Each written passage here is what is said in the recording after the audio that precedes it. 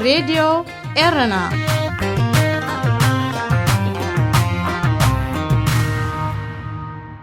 زخبر سلامتنا تقبلوا أبستفلالي كورنات عالم كوينكم نمدبات راديو إيرنا تكتاتلو زخبركم سمعتنا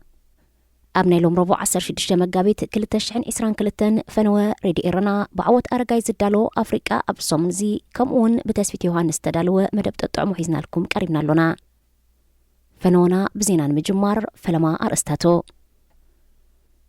كم قالوا نزعبيا زمدو بقول فحميتو زغط إيرتراو بو أب لوكسمبورغ نعوا مسلو كحدك كم زخقل تقليتو أبزو بقرنا أفريقيا تغسيتو زلو دركي أبزو 4 عمتات اتزبقى سمقانو ودب مقبع علمات حساسيبو أب يمن بحبرات إمارات عرب نزموول حلفة سقطان مقتال زعلما يستبه لمدقعتي تخيدو راديو إيرنا ناقا دمت إيرتراويان علتها وزينا كم قالوا نزعبيا تحت عدمان زغونات قال حاوبو تدقاقام اوان بقول فن حمد ازغط ايرتراو بو اب لوكسمبورغ نعوا مسلو كحدك كم زخقل تقليتو مربب حبريتا لكواتيديا بزغربو صبصاب مسرد اتبليبيان مؤكلاي بحرن ساقيرو اب 2015 ناب لوكسمبورغ زاتو تقل هايمانوس تبهل ايرتراوي عقوا مسرخبه بمسرح مترناف سدرابيتات اب 2019 سبيتو مسدقون كم قالوا نزعبيا قال حاوبو نحزا تتصنبيراتو اتا حبريتا بتوسخي اب كل عدم 4 زركب تقل هايمانوت نتاوينتاس تبهلت قال 10 عمت زنبرت قال حاوبو زي الروم طبايات اريا بمبال بونت بزتحوسو قطع جميرو نسو بقونت قبل لقلع تخصيصو ناب بيت فرد مسقربه ابزهبو مبرهي وينتا بهريا تقيرا سميرا مستبهلت محزقه موعال كم تزوترن نبعلت بيتون دقون دما بقصالق تدافرم مجمرانيو زقلت سميرا دقدقيا تمسي كتكدم نابزي قبق بوتات دما تزوتر كبلون نمحزانه تقم قالو زعبيا وينتا وغيسو تقل هايمانوت بتوسخي زقمتنا يوم حقتات غزا اي تخبرنا نزبلا وينتا بقول فزح متقلو اوانات منبارو صبصاب لي كواتيديا املكت نتي قداي استخدات لدانيا اب ايرترا قلعو بخميديكم تقصعو خبل دحر محتاتو تقل هايمانوت دما وينتا بزفصمتو جيغاتات نديرو بغونت كم زغوتتان كم زغنطوان بمأمان زوسدو سغمتي جيغا مخانو تأمينو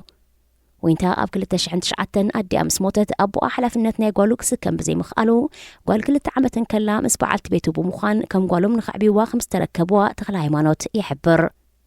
وينتا ابز اوانزي بناي سنا امرو كيلاتات مكتالي قبر الله خمزلو زحبرت طبقا اب لعليا اكلاون سنا امراون قدات زبصحه تخل هايمانوت بوحدو حد عمت كاسرن توسخنا جنزب مقصعتي كبيانلون طليبا طبقا تخل هايمانوت بوغنو وينتا قداينا مننت قلولاون بهلاوي من مزبالن يخوينا بمبال تخل هايمانوت زوصدو سقمتات نتخبدو قفليو زيريا قال حوبو تمرتاك تكتاتلن عود سبك تكونن كابزنا ورد ليتي خبل ارديو ابرسيو اب تخص قريبهم زلو جبنات تخل هايمانوت ابوان مرمرا سانقانقا بجيغاس تترجمو حركاتهم كبلون اتطبقا موجيتلو بيت فردي اب حمشتو قنبات وساني خهبيو أبز أوانزي كابز عبيوا صدرات فليات تنبر زلا وقال 14 عمت وينتا قبل علي مسريتات توزلا خصي أب لوكسمبورغ مسكبيد جبن زتبصب سلازخونه بيت فرد هاجر تخل هايمانوت جبنኛ مخانن توسينو أب رأس ما أسرتي نعقب مسل نايتات زدراون أب حدقا كودق تقولولو أبزو بقرن أفريقيا تخسيتو زلو دركي أبز 4 عمتات تزبقى سمخانو ودب مقبع علم أتحساسيبو اتهاقراو تكال أبز زوبان 3 تختاتالو وقت زناب كم زينبرا بمزخار لعلي 10 مليون صبات نحدقا درك تقالعهم هلاهم أغنزيبو بفلاي أب صومالين إتوبيان درك بزاس عبو عصبو صباتن تريتو من يموتهم هلاهم بتدقاقامي كقلت سنحيو زوباقرن أفريقيا ببوليتيكاوي وتهدراون سبقاون كالولوات نابتقد مسالاس عمت زنبرا كونتات تمليسو 5 ركابيو زقلات أبتو زوبا كينات دركن لبدا كورونا فيروس فترو سقطن تدماميرو أب تاريخ زبا ساعات سوا كيفتر ودمك بن حرشان بوغانو يتنكا لعل 4 مليون صبات دروب عصبو أبز تقع زلو كبابيتات كم زركبو زتحساسبه ودمك بعلم دما لقست هاجرات إيدان كزركحا تمحتينو اتودب أقدمو بزوطو مقلتي كابتريك ساب سنب زلو 6 شوارح بدرك نستهاسيو زيقاتات زواقنا أفريقيا نمردا لعل 320 مليون دولار حقس حاتيتيو أبز أوانزي قلحتا محبرسب عالم نابكينات يوكرين زبيلو مسمهلاو قلولاو زواقرنا أفريقيا كيرسع زسق مخانو زتفلاليو وغنات يتحساسبو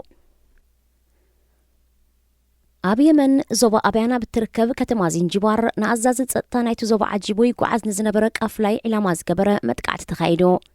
እቲ ብ15 መጋቢት ዝተኻየደ መጥቃዕቲ ነታ ጉብ ዝተጻወዳ መኪና ናብ ማእከል ተቓፍላይ ብምእታዊኡ ተፈጺሙ ቀንዲ ዕላማ ናይቲ መጥቃዕቲ ዝነበረ ሓላፊ ጸጥታን ኣዛዚ ምልሻን ዓብድለጢፍ ስዒድ ቆሲሉ ካብ ሞት ከመልጥ እንከሎ 4 ካልኦት ግና ተቐቲሎም ኣብ ደቡባዊ የመን ናይ ዝንቀሳቐስ ምልሻ ኣዛዚ ምዃኑ ዝተገልጸ ዓብድለጢፍ ብሕቡራት ኢማራት ዓረብ ከም ዝምወልዩ ዝንገረሉ ናይቲ መጥቃዕቲ ሓላፍነት ዝወሰደ ኣካል እኳ እንተዘየለ ሓይልታት ሕቱ ክኾኑ ከም ዝኽእሉ ይግመት ዝኸበርኩም ሰማዕትና ዜና ኣብ ዝተፈጺሙሎ ሬድዮ ኤረና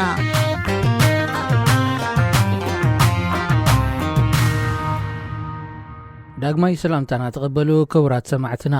ቀፂሉ ዝቐርብ ትሕሶና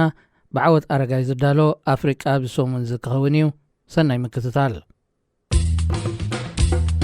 እዚ ድምፂ ራድዮ ኤረና እዩ ኬንያ ፖለቲካ ስድራ ቤታት ኬንያታን ኦዲንጋን ዝሓለፈ ቅንያት ፕሬዚደንት ኬንያ ኡሁሩ ኬንያታ ናይ ነዊሕ እዋን መቐናቕንቱ ንዝነበረ ራይላ ኦዲንጋ ኣብ ዝመጽእ ወርሒ ነሓሰ ዝካየድ ፕሬዚደንታዊ ምርጫ ተወዳዲሩ ክዕወት ከም ዝድግፎን ቡራኺኡ ከም ዝሃቦን ገሊጹ ፕሬዚደንት ኡሁሩ ኬንያታ ናይ 5 ዓመት ፕሬዚደንታዊ ኣገልግሎት ብምግባር ቅዋም ኬንያ ንሳልሳይ ግዜ ክወዳደር ስለ ዘይፍቅደሉ ካብ ስልጣኑ ክእለ ኮይኑ ምኽትሉ ማለት ምኽትል ፕሬዚደንት ኮይኑ ን10 ዓመት ዘገልገለ ዊልያም ሩቶ ብምርሕራሕዩ ንመቐናቕንቱ ዝነበረ ራይላ ኦዲንጋ ዝድግፎ ዘሎ ኡሁሩ ኬንያታን ራይላ ኦዲንጋን ኣብ ፖለቲካ ሃገረ ኬንያ ዓብ ተራ ዝተጻወቱ ፖለቲከኛታት እዮም ክልቲኦም ፖለቲካዊ ውርሻ ካብ ኣቦታቶም ዝወረስዎ ካብ ኣቦ ናብ ውሉድ ዝተሰጋገረ ኮይኑ ኣሳት 3 ዓመታት ኣቝፂሩሎ ኬንያ ኣብ 1888 ክሳብ 1963 ን74 ዓመታት ኣብ ትሕቲ መግዛእቲ እንግሊዝያ ትመሓደር ነይራ እዚ ሕጂ ሒዛቶ ዘላ ዶባዊ ልኡላዊ መሬት ውርሻ መግዛእታዊ ዶባት እዩ ኣብ 1950ታት መግዛእቲ እንግሊዝ ይኣኽለና ብገዛእ ርእስና ክንመሓደር ኢና ዝበሉ ኬንያውያን ሙ ማለት ውፁ ዝብል ሰውራ ብምልዓል ኣንጻር መግዛእቲ እንግሊዝ ተላዒሎም ሰውራ ሙሙ ብዘይካሕቶ መግዛእቲ ሕቶ መሬትን ፖለቲካዊ ጽቕጥን ብምልዓል ብረት ሒዙ ካብ 1952 ክሳብ 1960 ቃልሲ ካይዱ እንተኾነ መንግስቲ ብሪጣንያ ኣብ ልዕሊ እቲ ሰውራ ተሬር ስጉምቲ ብምውሳድ ኣብ ልዕሊ ኣባላቱን ጥርጡራትን ኣሰቃቒ ስጉምቲ ወሲዱ ብቓል ወገን ኣንጻር መግዛእቲ ዘይጎነፃዊ ቃልሲ ዝጀመራ ምንቅስቓሳት እውን ነይረን እዘን ምንቅስቓሳት ጆሞ ኬንያታን ጃራሞጂ ኦጂንጋ ኦዲንጋን ዝሓቑፋ ነይረን እዞም ክልተ ሰባት ኬንያ ካብ መግዛእቲ ናጻ ክትወፅእ እጃሞም ካብ ዘበርከቱ ቀዳሞት ኬንያውያን እዮም ነይሮም ድሕሪ ዝተኻየደ ቃልስን ምስ ንግስነት መንግስቲ ብሪጣንያ ዝተበፅሐ ስምምዕን ኬንያ ኣብ 12 ታሕሳስ 1963 ነጻ ሃገር ኮይና ጸረ መግዛእትን ተቐላሳይ ናጽነትን ዝነበረ ጆሞ ኬንያታ ኣብ ትሕቲ ንግስቲ ብሪጣንያ ኤልሳቤጥ ካልአይቲ ናይ መጀመርያ ቀዳማይ ሚኒስተር ኮይኑ ኣብዚ እዋን እዚ ኬንያ ናጻ ሃገር ትኹን እምበር ከም ኩለን ኣብ ትሕቲ ምሕዳር ብሪጣንያ ዝነበራ ሃገራት ንግስቲ ኤልሳቤጥ ካልአይትያ ንግስነትን ርእሰ ምሕዳርን ነይራ ኬንያ ንሓደ ዓመት ኣብ ከምዚ ምሕዳር ድሕሪ ምጽናሕ ኣብ 1964 ንንግስቲ ኤልሳቤጥ ብምእላይ ሪፐብሊካዊት ሃገር ኮይና ጆሞ ኬንያታ ካብ ናይ ቀዳማይ ሚኒስተርነት ስልጣን ናብ ፕሬዚደንትነት ብምስግጋር ናይ መጀመርያ መራሕቲ ሃገር ኮይኑ ኦጂንጋ ኦዲንጋ ድማ ምኽትል ቀዳማይ ሚኒስተር ብምዃን ስልጣን ሒዙ ኣብ ትሽዑ ግዜ ፕሬዚደንት ዝኾነ ጆሞ ኬንያታ ነዚ ናይ ሎሚ ፕሬዚደንት ዘሎ ኡሁሩ ኬንያታ ክወለድ እንከሎ ናይ ሽዑ ምኽትል ፕሬዚደንት ኦጂንጋ ኦዲንጋ ድማ ንራይላ ኦዲንጋ ወሊዱ ኣብ ትሽዑ እዋን ስድራ ቤታት ኬንያታን ኦዲንጋን ብሓባር ይሰርሑ ነይሮም ኣይጸንሑን ግን ሻቡ ኣመት ፍናን ኣትዮም ፕሬዚደንት ጆሞ ኬንያታን ምኽትል ፕሬዚደንት ኦጂንጋ ኦዲንጋን ኣብ ወጻኢ ፖሊሲ ብዝምልከት ምስየኖት ሃገራት ጸግዒ ይሕዙ ዝብል ክሰማምዑ ይከኣሉን ጆሞ ኬንያታ ሕቡራት መንግስታት ኣሜሪካ ምስ እትርከበን ርእሰ ማላውነት ናብ ዝኣምና ምዕራባውያን ሃገራት ምውጋን ክመርጽ እንከሎ ኦጂንጋ ኦዲንጋ ድማ ምስ ብደሳውያን ዝመሓደራ ዝነበራ ህዝባዊት ሪፐብሊክ ቻይናን ሕብረት ሶቪየትን ምውጋን መሪጹ።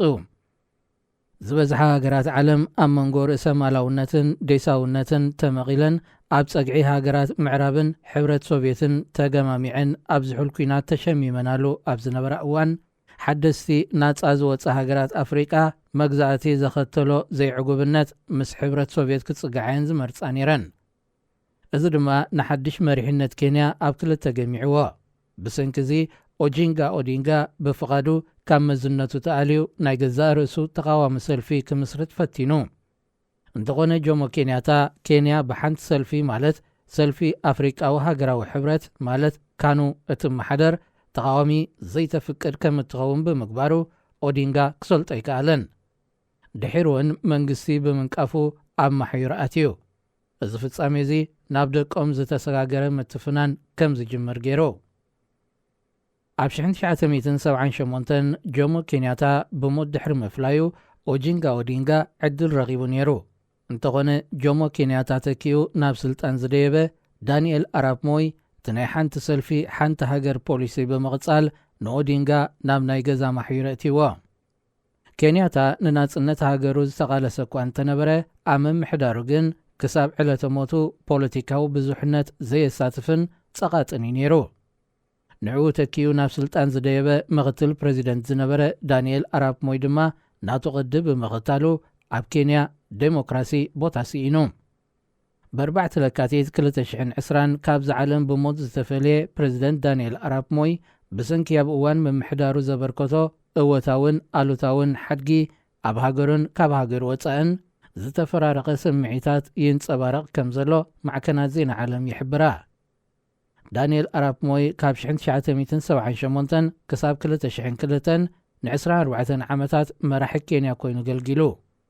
ንሱ ኣብ 1992 ሰልፊ ብዙሕነት ብምትእትታው ምርጫ ምፍቃዱ ብገለ ኬንያውያን ናዳ ክረክብ እንከሎ ብኻልኦት ድማ ከም ውልቀ መላኽን ንኬንያ ናብ ውድቀት ከም ዝሸመመን ይርአ። ብውድብ ሕቡራት ሃገራት ኣምነስቲ ኢንተርናሽናልን ብማሕበራት ተጣበቕቲ ሰብኣዊ መሰላትን ዝኽሰስ ዳንኤል ኣራፕ ሞይ ኣብ 1982 ኣብ ቅዋም ለውጥታት ብምትእታው ንዝመርሖ ዝነበረ ሰልፊ ኣፍሪቃዊ ሃገራዊ ሕብረት ማለት ካኑ ኣብ መሪሕነት ከም ዝቕጽልን ዕድመ ፕሬዚደንትነት ገደብ ከም ዘይብሉን ጌር ነይሩ። ኣብዚ መስርሕ ኩሎም ዝተቃወምዎ ክኣስር ከሳኽን ክቐትልን እንከሎ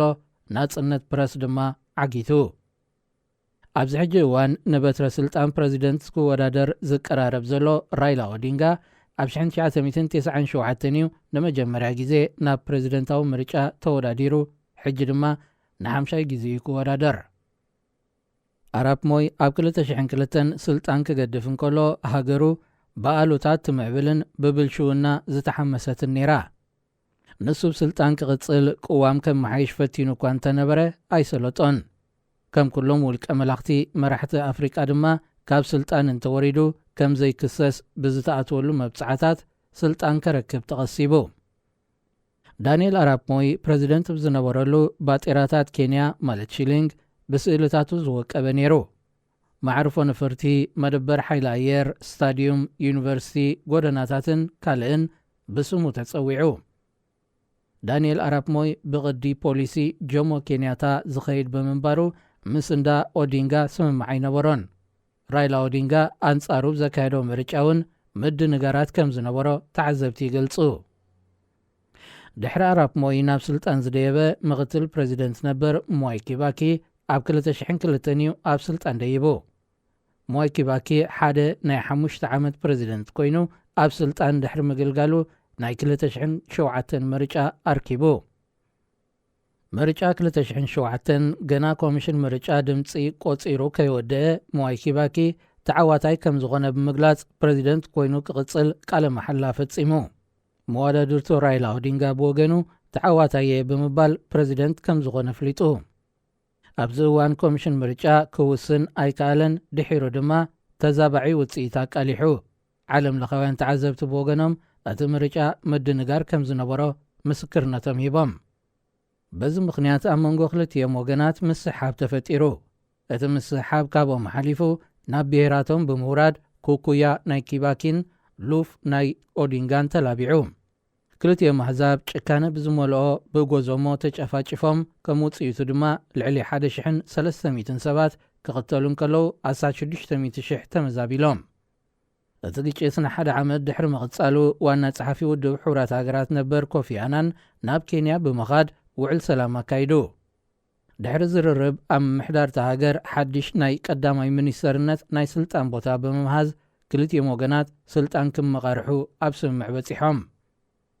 ራይላ ኦዲንጋ ኣብ ናይ 2013 ምርጫ ንምስታፍ እቲ ተመቃሪሕዎ ዝነበረ ናይ ቀዳማይ ሚኒስተርነት ስልጣን ክገድፎ እንከሎ እቲ ንስለ ዕርቂ ተባሂሉ ተኸፊቱ ዝነበረ ናይ ስልጣን ቦታ ዘይቅዋማዊ ብምንባሩ ተዓጽዩ ኣብ ናይ 2013 ምርጫ ራይላ ኦዲንጋ ምስ ኡሁሩ ኬንያታዊ ተራኺቡ ኣብ ዝጋጣሚ ክልቲኦም ናይ ኣቦታቶም ፖለቲካ ዝወረሱ ፊት ንፊት ተራኺቦም ካብ ኣቦታቶም ዝወረስዎ ፖለቲካዊ ክርፍስ ሰላምታውን ከም ዘይለዋወጡ ገይርዎም ነይሩ ሕጂ እውን ኣብዚ ምርጫ ኡሁሩ ኬንያታ ስዒሩ ምርጫ ዘይሰለጦ ኦዲንጋ ምድንጋራት ከም ዝነበረ እኳ እንተገለጸ ደገፍቱ ንዓብዪ ከይገብሩ ጸዊዑ ኣቐዲሙ ዝነበረ ምርጫታት ግን ደገፍቱ ሰላማዊ ሰልፍታት ክገብሩ እዩ ዝጽውዕ ነይሩ ሰላማዊ ሰልፍታት ኬንያ ናብ ግጭት ዘምርሑ ብምዃኖም ኦዲንጋ ሓደገኛነቶም ዝተረድአ እዩ ዝመስል ነይሩ ኡሁሩ ኬንያታ ፕረዚደንት ኮይኑ እኳ እንተተመርጸ ብሰንኪ ምርጫ ኣቐዲሙ ዝተኻየደ ልዕሊ 1,300 ሰባት ዝቐተለ ግጭት ተኻቲኽኳ ብዝብል ኣብ ላዕለዋይ ቤት ፍርዲ ዘሄግ ተኸሲሱ ነይሩ ኡሁሩ ኬንያታ ኣብ ጥቅምቲ 2014 ኣብ ፍርዳዊ መጋባእያ ላዕለዋይ ቤት ፍርዲ ዘሄግ ክቐርብ እንከሎ ምኽትሉ ዊልያም ሩቶ ጊዜያዊ ፕረዚደንት ኬንያ ኮይኑ ኣገልጊሉ እዩ እንተኾነ ንኬንያታ ከፍርድ ዝኽእል ጭብጥታት ብዘይምርካቡ ነጻ ተባሂሉ ብድሕሪዚ ኡሁሩ ኬንያታ ነጻ ሰብ ኮይኑ ሃገሩ ከመሓደር ጸኒሑ ዕድመ ስልጣኑ መወዳእታ ናይ ዝሒዝናዮ ዘለና ዓመት ክውዳእ ብምዃኑ ናይ ነዊሕ መቐናቕንቱ ራይላ ኦዲንጋ ፕረዚደንት ክኸውን ባሪኹ ዘሎ ክልቲኦም ወገናት ዝመርሕወን ሰልፍታት እውን ሓቢረን ብምህላውን ኣብ ታሪኽ ኬንያ ናይ መጀመርያ ተርእዮ ኮይኑ ኣሎ ኬንያታን ኦዲንጋን ብተወሳኺ ካብ ኣቦታቶም ዝወረስዎ ፖለቲካዊ ምስሕሓብ ሰላም ብምባሃል ክዕርፍዎ ፈቲኖም ኣለዉ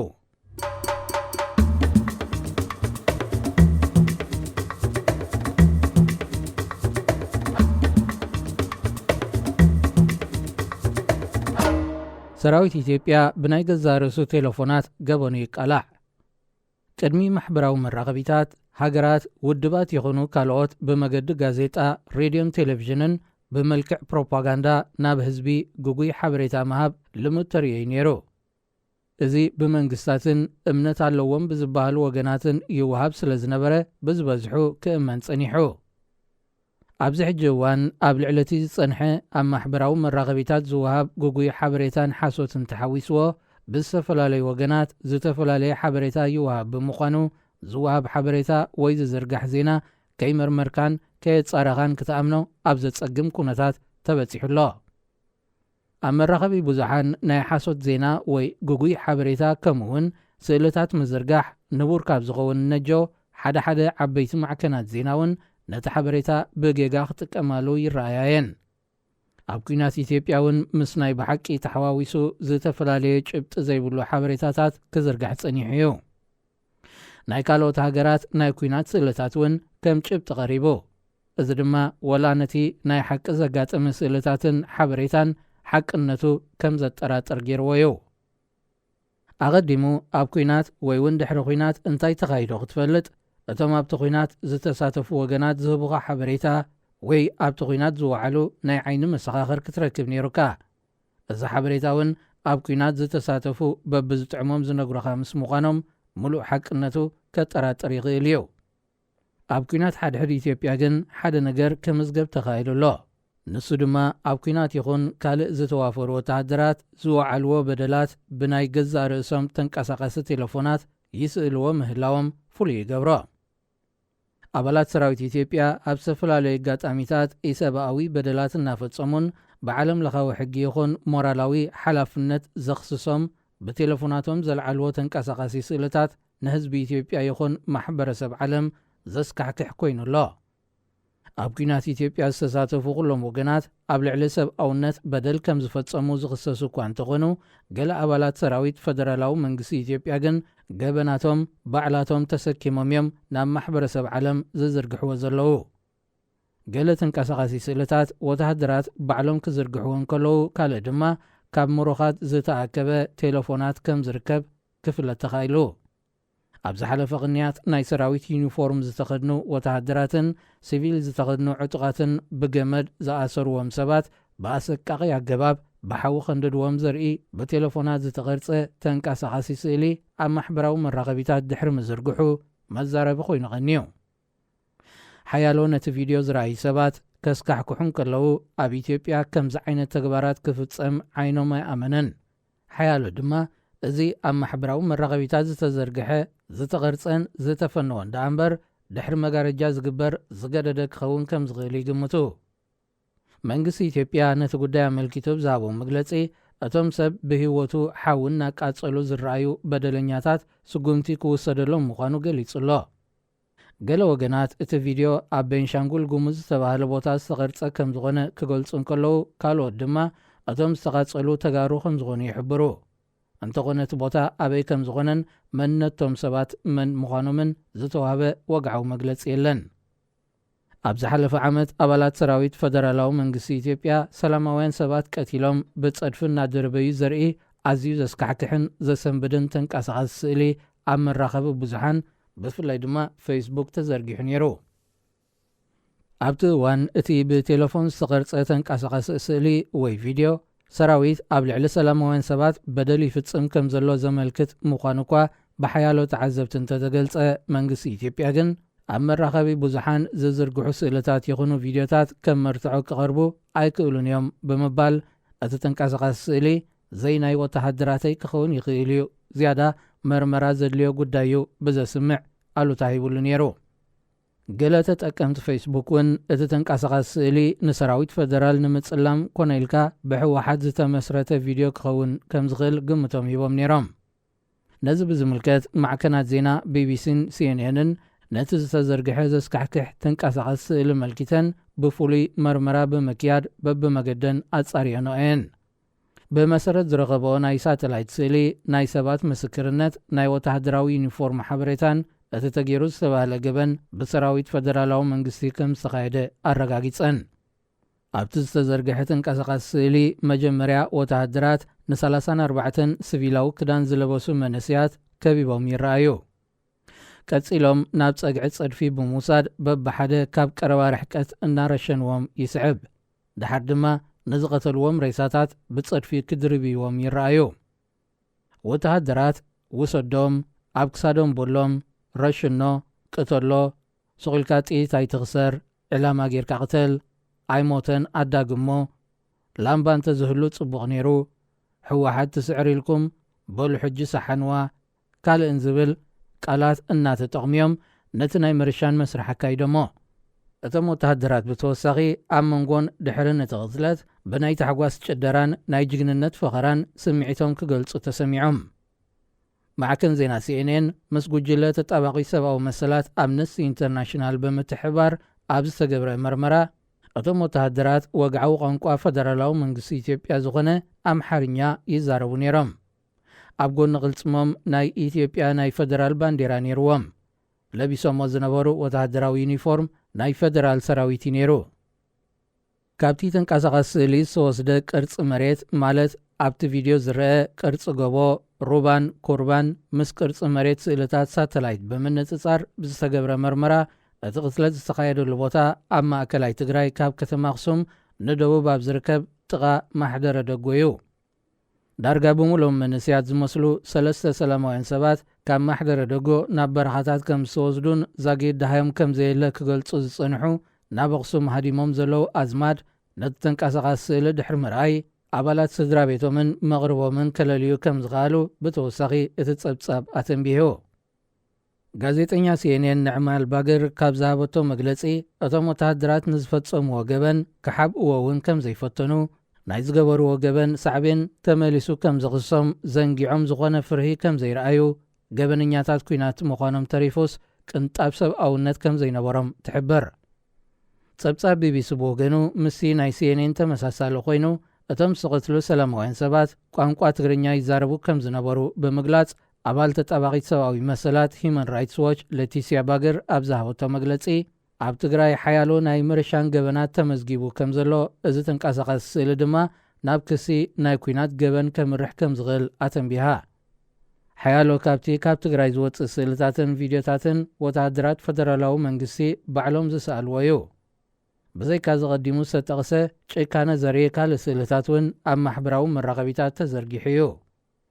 ኣባላት ሰራዊት ንምንታይ ተንቀሳቓሲ ቴሌፎናት ሒዞም ናብ ኩናት ከኣትዉ ይፍቀዶም ንብዙሓት ዘገረመ ጉዳይ እዩ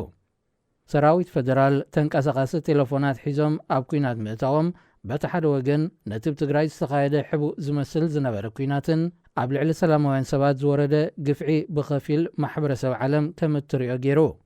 በቲ ኻልእ ወገን ድማ ወተሃደራት ባዕላቶም ብገበን ኩናት ዘኽስሶም መርትዖታት ቀሪጾም ኣለዉ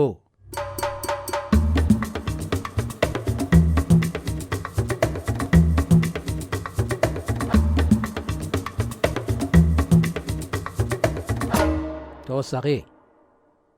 ኣብ ኬንያ ኤልዶረት ኣብ ዝተባህለት ዓዲ ጓል 98 ዓመት ዓባይ ኣደ ኣብ ናይ ቀዳማይ ደረጃ ትምህርቲ ተመዝጊባ ትመሃር ብምህላዋ ናይ ትምህርቲ ባህጊ ዘለዋ መርኣያ ተባሂላ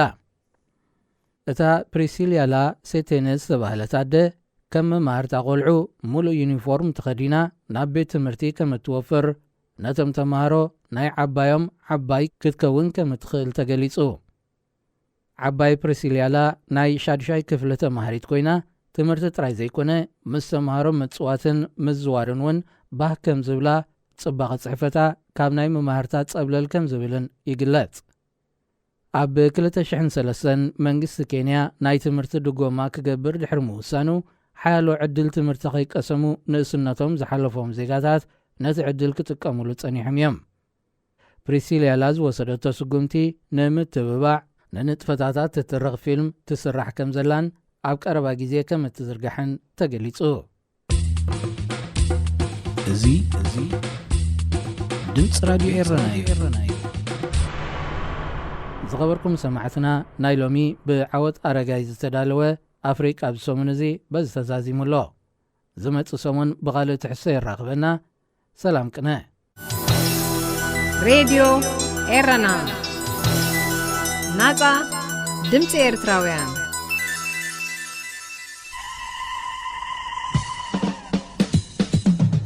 ተጥዕሙ ምስ ሬድዮ ኤረና ኣብዚ መደብ እዚ ንማሕበራዊ ህይወት ዘንጸባርቑ ጽሑፋት ግጥምታት ድርሰታትን ዋዛታትን ዝቐርቡ ኮይኖም ኣብ ህይወት ንዘጋጥሙ ጸገማትን ኣፈታትሖምን ኣመለኻኽታና መዓልታዊ ህይወትና ተዘክሮታት ንእስነትን ካልእ ንኣጠማምታና ውልቃዊ ህይወትና እናንጸባረቐ ዘዘናግዕን ምኽርታት ዝልግስን መደብ እዩ ተጥዕሙ ምስ ሬድዮ ኤረና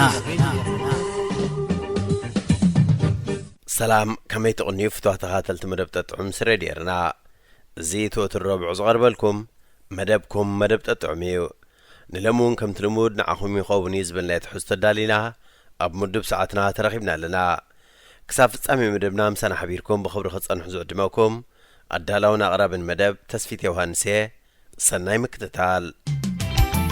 راديو إيرنا ناتا دمسي إرتراويان كابتنو السموخان زغفي البون بميري محرت آب باكال كابزين الرخب نويح عمتها سلزوزرنا كبس حاون قدن سلزنبراني أبتشالون محزاي تقمت قلو ختمة بقحقح ترخبكو كبابورا بزورت كل اوان أزيو زحل سلزنبري بعل بيت هادن دنبر الساخت بيني فتسمي حسبكون مقرام هيبوشت ايك أبيره حنق أبيلس عمكوا نويح عمتات محزنتنا خمزيلو سدت كيك عنك أصوم أصالو أزيز حبني شالومي بصحي تغيرتن صحقها صوتها صبو أكدادنان كوتاس كلهم تمز فتوى مناتا نقرات يتغيرون أزيغات حقوسكو أتمنتهي أب سدت بز حدك نسيح واتنا كاب قصن جميركا كلن تنقن كوتا كنا تأمرؤن ونسل زغير بزخ بتريت محازاي أزي خرعكو ناب رايح مغكن هو عرجي بلك وانا سحاقكو كموتر دما عو بمبال كيركيري لا سحاقات تنبرو لغزاك أرباب مبارو وايدون قنان قلت إفنا غزا بصحنا درجة مساتو زخونو لودالوانا كلتين بحد خصاوتان كلاليانون صبوق أقاط أمخونة بيتها مجو بمخونخة الزيمة ماني أيدون قهون عمنا دندن دا نابي أبلو أدمسكو فشغيلا عين عينيت أمتت أسرع بلاخا كيدوم كتب الملسات كردان بزي مخالو بلكو تفانيوم قدي دقمت مو كرتمي لها أسحاقات طباز بقيرة سلزفلت أتسقم كاب أخم زي كونون رقص أنيا خونكو أسأبع بلا انت يقات إيمودي كساب حجة غنتا خونك زي نقركني قلت إفا نخمس أكي نازي أخاوي يخكني كوفي الكازو ألا نزبالك النازي ديخي قلب زي بلوم حطوطات ترب الكلا لبخا دقي في كازو ألا لسلزفخني مسياب زي اللي خلوخ نقرأك سلزي دلوخي متى قلت إفكي زي حبركني الكخم زي تخوري أدكي غاي فلت إيه بزي كازوهن سماعي زي سكحكح سلزفخني مساخي يابزل اللي خلوخ نقرأك مريسة بلدني دقنا دق إسان بمبارن أخل جزيرة خاونا ماي بمقرب ماي جير كامبر بس مقزور دايكون الميرا حفتي حازياد أزابي كيري ماي أدمزات علالاون كتصعوج يمرات نايشد شورحي نفس صورن كلخو كنت دندن كغير جميرو كحسو كن زرارب دلنا لنا انتيليو حرايك من لسيلو أستاذ أنفو يتأفق تحاويقو تلفون الزارب كوتاس كبايك رحق جميرو هكوي لوت زي فتون مسلين بهارون دحيرا خريقلو بمجماري فانجرا قسكني لأن نفسي يخون انبار مسمان ما يعلالكن الناس حقاز دربي اللي زرباتات كل حق مخانوها الرقاقس ايه عمتات هيواتو نخونت النت كم زحلفاني ردعيو بتعبا بياون سلستبدله قال نفسو زخاله شجر علوه بهز مغنيات كا عليتاو التحساس بايونن أب حنتي تبع ويبصبق تسمنيا بدك عدي لزحسبا قدايكا بفتنة تقداسنتني نطف بوليتيكاو قداي تجمير كاترايو علالو زغزل الدلاي فتحية بهالايو أتا فتحية كما يندعي فتحي نفس خان مسأ مرتخان ولاد كان بجبهات علي الكاياتيخا كما ياخد مسأ من ياخدوها بندعي بمبال نويح تنتنات حتى نيرني كاقوارز أصل زي للوخن بجاخ قصلي بلكوا وان حرسي تقاربه ناي حرسي علات حليفو زيادة معلتات سلزبلقه كقلاقل تهاوخكو نسون سمون تراينا يسرح فقاد كم زو سرح حبرني نقراتو سلستعذبكو قن شلل بلكوا بزيكاي حريف يلدان انت يلوك حدثب ويلك أخذ تسقعو كزي أخسال زاكل انت يدامو بمبال منك اللي أخر الدقن زي كألن في الشيختا سنيات أمتتني أنا ون كبل ملسكو هنت إنت موداتو أسلز نبرني بتهواخ شالو حفتي قصل قدا أدمسكو أبزن معلتات أبن دعاركو خينو أب إثيوبيا معسكر عاركي نبريا مزبلا حنت قال في فيديو مستن نستيغ للن مس كلهم تم يعرفتي يوم زبالو من أب جزانا بلعتن ستيتن زغون سبات كلا ليان كأني قادي فنس لزماسي ساعة حرسي سلزا أخلها حدا مشت دور كله كم تنزح حلفها معلتات شعون الستن مس آهي عللن ينيرو ندا عاركو خبز جزايك أربا مبارو وايدون مسأنة دعا مهسته هنقف سلزبلني كحمم دلوخو يغريتاون حاثته بوشت ايد ما بزع بحر سيمبر ناتكاس دلايكا يخون بمبال اسقط عبالكو مسلي بهرئين أيتفلتني أزبل تحساسبون جن كسب مع سيغز الخون بمبال مسوش تهيع زمزمكو زقرم جن عشان عبوين سب نسواري إنسا تاري إنزو خنا سب كلا مدويو زبل تحساس بالو بمبال هندبت علالاك وعرازات حجون ما ينخد ستيو أنا بزوح صرف نيرني أتفتصامي جنا مهلاو باك أو ماما حزاي سلستردأكو أفي كدينة سقبلكو أفي هابركو كأصلي زا سمع بهلايو حرسي بسلام تقلاقيلي أب حكمنا كل تمعلتات كتصنح قدس لزخونس أنحكو كدو للي كم يالخي كبلني تتصبيه جن كم قدمو أيدولن أحاتتن جزايون تملسكو تأميخ بلع عنفنف بالكو سسرح إلم ولا ديتاء زينا فوقكو حجون حد يقول ندع أخده كيدون دعاركو حساسي لازم برا بلعكو أبتن كاليتن سالسيت معلتات جن هالواتي يام فدا بزحكو والعانة ويحدك إساء أملاح مسجن أنا جن بتميت هالواتيات فاكو حدش جزاب مغياري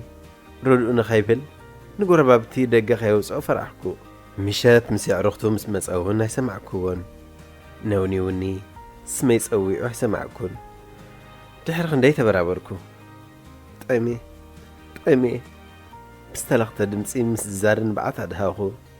ناقو يخا نابكش نخسر حليك هذا شالومي عدهاخو شالومي ياسنانا نحرك أمت كتنبع دليت كن مساخوتي انت بمخدان واحد أتن ويا حفتي عويل هاد ماسكو سبعت أبكى كده حق عندي دقمكو بلكو خيتر الدعني أب منقو قاريز أخاء ميري حفتي دحان حالي فيه كبري أخذنا فتقاريز أقعيب من بارو هاد مهزات على لانا مقصالونني أنفتات بدحر زي سبا سلزقبيني تيرابي تأزز اللي بتأزازنا يتقول عام عبايت تحقاق زنيو أبقى فيون سأقام كيف هليت إيلوخو توسان قنات كي بلتني قزي آخر نوني ليا وديات حجونا يقارزان ورحي دحر هرسي أنا خيفلتكو كابسرحو بتنسرف عسومن عرفتو وساده هندبت حدنقو كم كان نسترره عركي مالت نابتناي أمرز أقام زقبر عركي بس إيخ مزيه بلني أيتوهم كون أبز قربيتنا ختمانا يتأناس أقام زنبر عركو خمزلوس لزفلد كدخاء دحر قطري أبزلو ساعتات ممسوس لزخنه سأبانا يقول عن ماين كمالا انتان دول كله ناب حدا عب ختما يخيد كمزلو قنا خمزي بس عن حبره شو ترديني سقمت خوسد كمزلنون مس نفسي مبصعات أخو إيش هلم حفتي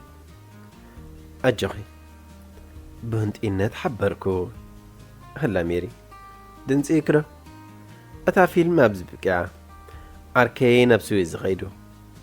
مسحن سقيتات بهال أبغني تماليسو أبزن حموش تمعلتات بيجي غمان دويلو دهي ولادو حتتن تماليسوني قريتي حتتن سقسق كوينة أزي سد مخانو زيادة خل المعلتات شو عفاليته كم زلنا بلا تمكت حدفة نغن الزراربون كندي جزي عدي ميو أما غني هادم هذا مشات قال عليك إسا بيرون ورقتنا واديده حنت أمسحو أدخل له قبل زل له ناس فركو كل تمرج أثاثون أبصحف ينبركو أكايدو أخ عري ويكا ممن قد نحكيت على الكتعمو وابسالون سلز حدره أبتكو في الوزن برامز يحبكو انتايو توكسا زنباب أنبيب كاوسانيخا صباح برني نقركوه وات عويلين يمقرام دمت أسمعكو بتبعتك تمسيته كي تردعني بزو خلفكوها ترى ربي لا تزاربكو كوري عشارمي واو بلكو بسمعيت بتهواخ ሻሎም ፍሽኽ ዳሕሪ ምባላ ሓው ምሳና ነዊሕ ብምግባሩ ኣነ ክሓትት ንሱን መልሲ ክህበኒ ተኻእለን ወያ ጽጌታ ናይ ሕቡብ ዓርኩ ጠኒሰ ክትብል ሓበረት ካብ ጥምቀተይ ድሕሪ ወርሒ ኸዓ ክኸይድ እየ ክብል ሓበረኒ ጻዕዳ ጽናሕካ እውን በልክዎ እቲ ፍርዲ ኸዓ ንኣምላኽ ሃብክዎ ቀዊለ ጠመትክዋ ክትጻረፉ እንተጸበኹ እቲ ብዓለም ዘሎ መርገም ክትረግሞ ግን ወይከ ወይ ዝምዕንጅሉ በልኩ ብስምዒት ከይትረዳእኒ ነቲ ኣብ ቅድመይ ዝነበረ ቢኬር ማያ ልዒለ ሕንፍፍ ኣበልክዎ ጸዋሪኸይ ክብል ተዛረብኩ ክጻረፍ ደለኹ ግን ንዓ ገጢምዋ ክንሱ ብዘይ ምጽራፍ ኣድኒቐ ግዲ ኾይነ ውሒጠዮ ትምበልኩ ካብቲ ንሱ ምዃን ዝኸፊአ ልቦን ሓቀ ዘይተነግረ እምበር ዘይተገብረ የለን ሓቀኛ ፍጻሜ ጸሓፊት ሜሪ ምሕረታ ሬድዮ ኤረና ናጻ ድምፂ ኤርትራውያን ሓንቲ ኣዝያ ጽብቕቲ መልክዕኛ ጓል ንበዓል ቤታ እውን ኣዝያ ትፈቱ ነበረት መነባብሮኦም ግን ኣዝዩ ትሑት ብምንባሩ ብዕድላ ወትርያት ተማርር ኩሉ ግዜ ግን ብናይ ባሓዙታ ናብራ ኣዝያ ትቐንእ ካብ ዕለታት ሓደ መዓልቲ በዓል ቤታ ስራሕ ውዒሉ ናብ ቤቱ ምስ ተመልሰ ንበዓልቲ ቤቱ ጥራይ ኣብ ሓደ ፍልይ ዝበለ ሆቴል ናይ ድራር እንግዶት ንኽትካፈል ዝዕድም ካርድ ሒዙላ ብምምጻእ ንኸተንብቦ ኣብ ኢዳ ረከባ ኣዝያ ክትሕጐስ እያ ብምባል ድማ ዓይና ክትጥምታ ጀመረ እንተኾነ በዓልቲ ቤቱ ነቲ ወረቐት ምስ ኣንበበት ኣዝያ እናተቖጥዐት ነቲ ናይ ዕድመ ወረቐት ናብ ገጹ ወርወረቶ ስለምንታይ ነዚ ዕድመ ዝተቐቢልካዮ ኣነ ኽብረያ ትሒቱ ዘርኢ ልብሲ ለቢሰ ይከይድኒ ምሳይ ዘለኒ ክዳውንቲ ኣዝዩ ተራ ዝኾነ ክዳውንቲ እዩ ኣብ ገዛ ዝውዕላ ደቂ ኣንስትዮ ዝለብስኦ ልብሲ እዩ ከምተን ሃብታማት ዝኽደንኦ ክዳውንቲ ከይተኸደንኩ ብፍጹም ናብዚ ዕድመ እዚ ይከይድን ብምባል ክትበኪ ጀመረት በዓል ቤታ ኣዝዩ እናሰንበደ ዘለዋ ክዳውንቲ ሓፂባ ኣስታሪራ ናብቲ ዕድመ ክትከይድ ተማሕፀና ብሓሳቡ ክትሰማዕ ስለ ዘይከኣለት ግን ንሕማቕ ግዜ ክኾነ ኢሉ ዘጠራቕሞ ገንዘብ ብምሉኡ ብምውፃእ ባህ ዝብላ ኣልባሳት ገዛኣላ በዓልቲ ቤቱ በቲ ዝገዛኣላ ኣልባሳት ክትዓግብ ስለ ዘይከኣለት ኣብ ክሳደይ ዝኾነ ወርቃዊ ሰንሰለት የብለይን ኣብ ፍሉይ ናይ ድራር ዕድመ ድማ ኣብ ክሳድካ ወርቂ ወይ ሉሊኻ ክትገብር ዘለካ ኣብ ክሳደይ ኣርተፊሻል ሰንሰለት ገይረ ብሰብ ኣነ ክሰሓቕ ኣይደልን እየ በለቶ ነገራት ልዕሊ ዓቕሚ ዝኾነ በዓል ቤታ ስቕ ክብል መሪጹ ኣብ መጨረሻ ድማ ናብ ናይ ቀደም መማህርታ ብምምራሕ ኣዝዩ ዘብለጭልጭ ናይ ክሳድ ካቴና ድሕሪ ምብባእቲ መዓልቲ ክትመልሶ ምዃና ቃል ኣትያ ተለቅሐት ናብ ቤታ ብምምራሕ ዝገዝኣቶ ልብስን ዝተለቅሓቶ ናይ ክሳድ ካቴናን ማዕረ ክንደይ ከም ዘጸብቐላ ኣብ ቅድሚ መስትያት ቆይማ ክትፍትኑ ጀመረት በዓል ቤታ ሕጉስ ስለ ዘይነበረ ናይ ሰብ ንብረት ከይጠፍኣ እሞ ኣብ ዕዳ ከይሽመሙ ከጠንቅቓ ጀመረ ኣብ መጨረሻ ከምቲ ዝሓስበቶ ካብ ካልኦት ተዓደምቲ ኣዝያ ጸቢቓን ብዘብለጭልጭ ነገራት ደሚቓን ክትርአ ጀመረት ዝተፈላለዩ ደቂ ተባዕትዮ ብጣዕሚ ሽኮሪና ምዃና ድማ ክነግርዋ ጀመሩ ኣዝያ ብምሕጓስ ድማ ክትበልዕን ክትሰዕስዕን ጀመረት እቲ ድግስ ተወዲኡ ናብ ቤታ ምስ ተመልሰት መስኪን በዓል ቤታ ሓው እናሰሓነ ክጽበያ ጸንሐ ምስ ረኣያ ድማ ኣዝዩ እናተሓጐሰ ሓቖፋ ሰዓማ ድማ ኣዝዩ ኸደኺምክለኸይ ብምባል ድማ እግራ ሓጸባ ክዳውንታ ሓደ ብሓደ ኣብ ተውፃሉ ዝነበረት ግዜ እቲ ካብ ማሕዛኣ ዝተለቅሓቶ ዘብለጭልጭ ናይ ክሳድ ካቴና ኣብ ክሳዳ ይነበረን ሰብኣይን ሰበይትን ኣዝዮም እናሓዘኑ ኣብ ዘለውዎ ደረቑ ኣበይ ከም ዘጥፋእቶ ድማ ክትሓስብ ጀመረት ሰብኣይን ሰበይትን ናብቲ ናይ ድራር እንግዶት ዝነበረ ኣዳራሽ ኣብኡ ብምምላስ ኣብ ኩሉ ቦታታት ክፍትሹ ጀመሩ እንተኾነ ግን ፍጹም ክረኽብዎ ብዘይምኽኣሎም ብሓዘን ተዋሕጡን ምድሪ ጽልመተቶምን ናይ ሰብ ንብረት ብኸመይ ክመልስዎ ከም ዘለዎም ድማ كحسب جمرو نتغاتنا مملاس دما كاب قربا بيتسبن فلطومن مسولدو كخفلوهم بمسمع ገንዘብ ተለቂሖም ልከ ተመሳሳሊ ንዑዝ መስልካቴና ገዚኦም ናብ ዋንኡ መለሱላ ካብቲ መዓልቲ ጀሚሮም ልቆሖም ንምኽፋል ኣበርቲዖም እናሰርሑ ናብሮኦም ከም መዓልትና መዓልቲ እናንቆልቆለ ሽግር ኣብ ርእሲ ሽግር እናተደራረቦም ህይወቶም ኣዝዩ ኣሰልቻውን ኣድካምን ኮነ ዕድኦም ምስ ወለዱ ንምኽፋል ድማ 10 ዓመታት ወሰደሎም ድሕሪ ዝኹሉ ዓመታት መልክዓ ኣብ መስትያት ተዓዘበቶ أتمكحلو ملكعة تدوينو نبسا ماسينا وال50 عمد سبيتي مسيلا نبرات وتما بتانا إدرار مشيت عزيا ملكعنيا مخانا زنقر واسبات ذكرات بزوح كتنبرو اللوز قباع عمدات بنا حدا مع السحتات كم خسرتو تردات كمون بعل بيتا هيوت ملو نساب السرحوتو جيجا خبي المحلافوس لزبرهالا أزيانا تتعسد نبعات كم عقاقرتها مان تخرج قف جمرة كوني حزن سميعت نموزا ناب حدا من نافشام سامرحت بهندبت تقعد مع 10 عمتات نايك ساد كاتينا زلك حتى مهرتا مسكلتهم جوادك أنا تزعوتت قوف نقوف تراخ أبا أتام مهرتا نبر مسرعيتا أزيانا سنبدت سلمتا قز أهم سبلا شوي نفسها زودت بدن قز حتى جمرات أتام الكأت قرزو نبر حدا بحدا تقلص الله جمرات بسنكي كابعتلك حزو سرتو نايك ساد كاتينا متفقو أبسي تريلي عدا 5 شمامات نعا أون كاب سبات لقاح مسولدو وسيدا قازي أخمز ملسات الله نتلقاح كتملس دما نسان بعل بيتان بزي عرفتي سرحو 5 نمهرو كالسات الله أتحزلك حتى مهرتا نبر تاريخ 5 سمعت أزيانا نبعت سلمتاي تقاتينا 5 أفا أبتشعو قزازي نقركني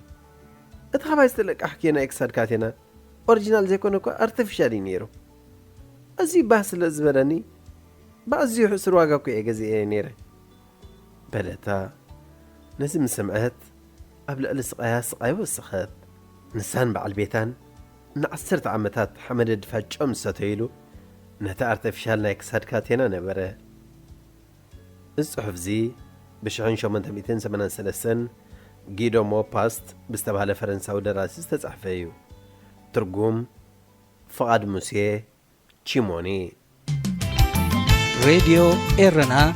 ناتا دمسي إرتراويان فتوات تغتاتلت مدبنا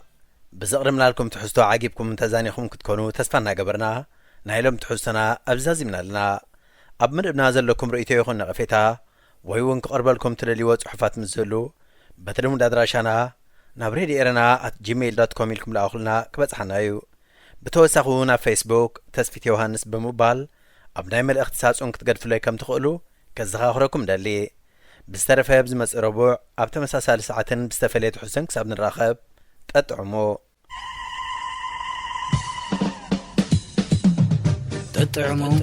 مس راديو إيرنا عبز مدبزي لمحبراوي هيوت زنصبارقو صحفات قتمتات درساتاتن وازاتاتن زغرب خوينم عب هيوت نزقاتمو تقاماتنا فتاتحو من عملقا اختانا معلتاوي هيوتنا تذكروتات نقسنتن كالي نعط امامتانا بولكاوي هيوتنا نانصبارقه ززناقعن مخرطات زلقسن مدبيو تطعمو مس راديو إيرنا زخبركم تخاتلتنا نتسعزي تداليو زنبرة حفشاوي مدباتنا أبس فتسيبنا لنا راديو إيرنا